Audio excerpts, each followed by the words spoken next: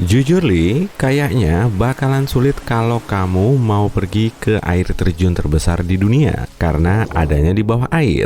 Jauh di kedalaman, ada sejumlah celah dan gua di dasar laut. Semua itu terbentuk saat air merembes melalui lapisan garam di bawahnya. Air ini kaya akan garam yang terlarut, itu membuatnya lebih padat dari air di sekitarnya, hingga akhirnya bisa masuk ke celah-celah itu. Air pekat semacam itu membentuk air terjun masif di dekat Denmark. Ini adalah air terjun raksasa sedalam 3.500 meter. Ini melebihi 3 kali ketinggian air terjun Angel di Venezuela. Jadi, air yang lebih dingin di air terjun ini masuk lebih dalam setelah mengenai air di sekitarnya yang kepadatannya kurang. Gunung tertinggi di dunia juga ada di bawah air. Ya, setidaknya sebagiannya. Kalau dijajarin, Gunung Everest yang kita sebut tertinggi di dunia ini bakalan kayak Bukit Kelinci aja kalau dibanding Mauna Kea. Ini gunung tertinggi, sekaligus juga gunung berapi yang setengahnya berada di atas air dan setengah sisanya di bawah air. Dari puncak ke dasar, tingginya menjulang sampai 10.211 meter, sekitar 1.600 meter lebih tinggi dibanding Everest. Kapal Titanic nyaris mengalami kecelakaan beberapa hari sebelum menabrak gunung es dan tenggelam. Itulah yang ditulis oleh kru kapal tersebut kepada istrinya. Dia menyebutkan bahwa ketika Titanic meninggalkan dermaga bulan April 1912, kapal ini nyaris bertabrakan dengan kapal SS City of New York. Kedua kapal itu berhasil menghindari masalah dan melanjutkan pelayaran, yang kemudian menjadi salah satu misteri dan kisah terbesar dalam sejarah modern. Jadi, kecelakaan kecil di pelabuhan mungkin bisa aja menyelamatkan semua korban. Wow! Kita semua punya sidik jari dan lidah unik yang membuat kita berbeda satu sama lain. Bahkan antara orang yang kembar identik. Mirip-mirip kayak ini, kamu juga bisa mengenali singa melalui pola kumisnya. Di tahun 1960-an, ilmuwan menemukan bahwa mereka bisa mengidentifikasi tiap singa dari titik-titik kumisnya yang terlihat berderet di kedua sisi mukanya. Kalau kamu mendekat dikit lagi, hap! Ya, soal ini lebih baik percaya aja deh sama kami. Ada spesies ikan predator yang bisa berjalan di darat. Bukan, ini bukan skenario film, tapi lebih kayak makhluk yang berasal dari mimpi burukmu. Hewan ini biasa kita sebut ikan gabus, dan kadang dia keluar ke darat kalau lagi cari makan. Hewan ini berevolusi hingga memiliki insang dan organ khusus yang memungkinkannya menghirup oksigen yang ada dalam lengkungan insangnya.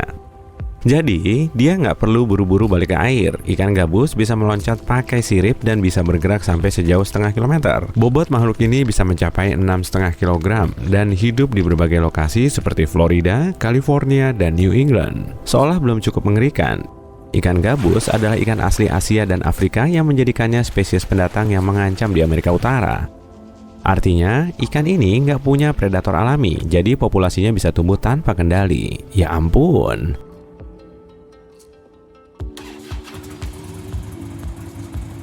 Pernah penasaran nggak kenapa ada boneka yang dipasang di bagian depan truk-truk besar? Mainan ini sama dengan dekorasi yang menghias haluan kapal. Simbol atau maskot di bagian depan semacam itu adalah cara kapal laut dan truk mengungkap identitas mereka kepada dunia. Pesan sebenarnya adalah pengemudi truk itu sebenarnya menyenangkan dan nggak berbahaya. Mungkin mereka perlu mengirimkan pesan seperti itu karena kebanyakan orang menganggap truk barang adalah makhluk jalanan raksasa yang cuma mendominasi lajur-lajur jalan raya dengan rodanya yang bergerigi. Kayak nyuruh kamu jauh-jauh aja gitu. Kadang ada juga boneka yang dipasang di bagian depan truk sampah. Biasanya itu adalah mainan yang diselamatkan dari tempat sampah. Mainan itu mungkin sudah usang dan nggak cakep lagi, tapi masih bisa memberi sedikit kehangatan dan kepribadian pada kendaraan. Sama dengan stiker bumper yang ditempel di mobilmu, itu hiasan kan? Kalau saat ini kamu di Mars, mungkin kamu bisa menikmati suara angin di sana. Sensor-sensor yang dipasang para peneliti di Mars menangkap getaran yang sepertinya merupakan bunyi angin pertama yang terekam di Mars. Kamu bisa mendengar angin yang berada dalam jangkauan pendengaran manusia, tapi kamu butuh sedikit bantuan headphone-mu.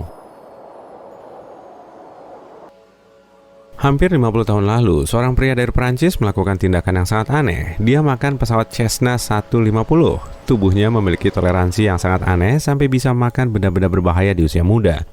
Ibunya kemana ya? Sebenarnya, dia mengalami kondisi sangat langka yang dikenal sebagai pica. Kondisi ini bikin kamu pengen makan benda-benda yang nggak bisa dianggap makanan, seperti mainan, rumput, atau dalam hal ini, sebuah pesawat utuh. Dia butuh waktu 2 tahun untuk menghabiskan makanan logam raksasa ini. Terus dia lepas landas. Haha. Venus adalah satu-satunya planet dalam tata surya kita yang berputar searah dengan jarum jam. Pada tahap awal, tata surya kita cuma berupa awan gas dan debu yang berputar, kayak aku pas di TK. Suatu saat, awan gas dan debu ini kolaps menjadi cakram berputar dan matahari tetap di pusatnya. Karena ini, semua planet bergerak mengitari bintang pusat kira-kira pada bidang yang sama.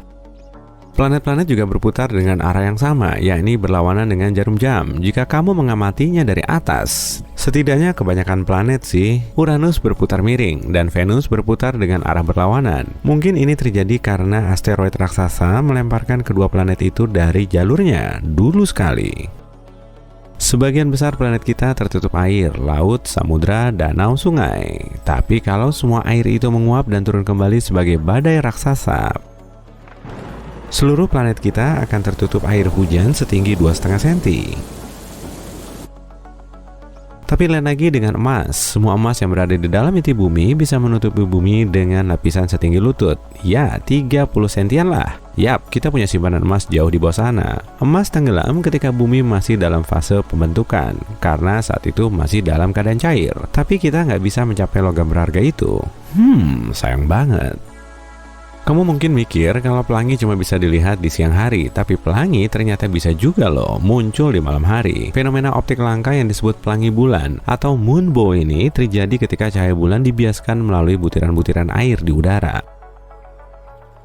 Pelangi bulan biasanya sangat tipis dan langka, sebab bulan purnama yang paling terang sekalipun tetap menghasilkan lebih sedikit cahaya dibanding matahari.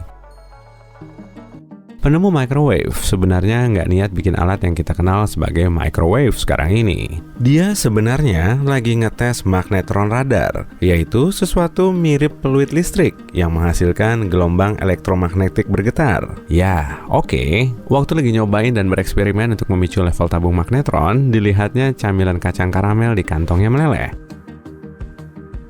Dia mengetes mekanisme ini lagi, tapi kali ini pakai biji jagung dan telur. Lalu dia sadar sudah menemukan sesuatu yang berpotensi jauh lebih berguna dibanding masalah yang dia coba pecahkan sejak awal. Ditambah lagi, dia bisa memanaskan makan siangnya.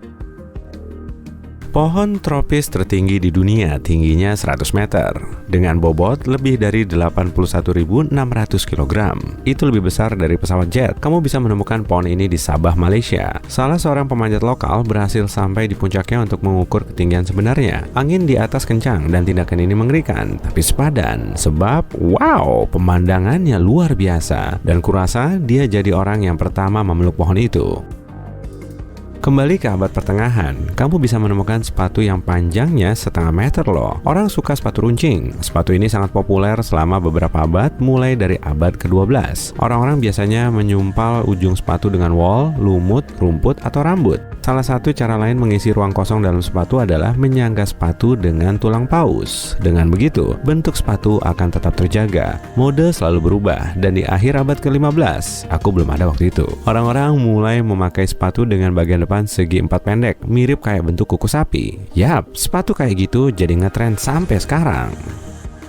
Pernah penasaran nggak? Sebenarnya sekuat apa sih semut? Beneran, semut rangrang Asia mampu mengangkut benda sekitar 100 kali lipat bobot tubuhnya.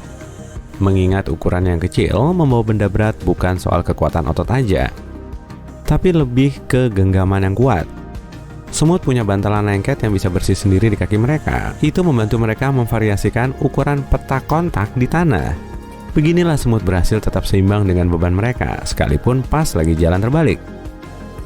Bulan kita keren banget, sampai-sampai punya zona waktu tersendiri. Yap, itu artinya kamu bisa membedakan waktu saat berada di sana. Di tahun 1970, ketua astronom di salah satu planetarium Amerika mendesain arloji untuk semua penjelajah bulan. Arloji itu menghitung waktu dalam satuan yang disebut bulan Kamaria. Bulan Kamaria adalah waktu yang dibutuhkan bulan untuk berotasi dan berevolusi mengelilingi planet kita. Dan tiap bulan Kamaria berlangsung hampir 30 hari bumi. Jadi, peneliti memakai sistem khusus yang disebut waktu bulan untuk bulan. Dan kayaknya ini waktunya aku pergi.